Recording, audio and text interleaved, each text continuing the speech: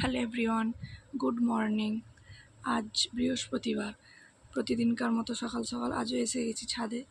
তো চলুন দেখি আজ কি ফুল ফুটেছে ছাদে।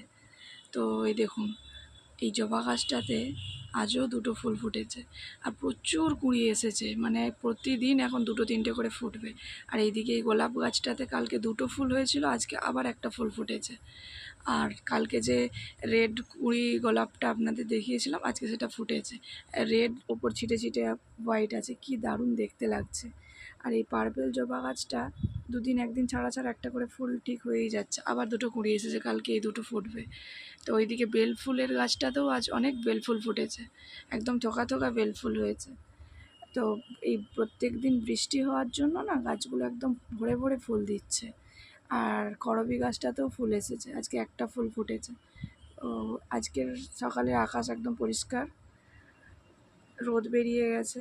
তো এরকম প্রতিদিন হচ্ছে, দুপুরে বৃষ্টি হচ্ছে। তো চলুন আজকের মতো টাটা।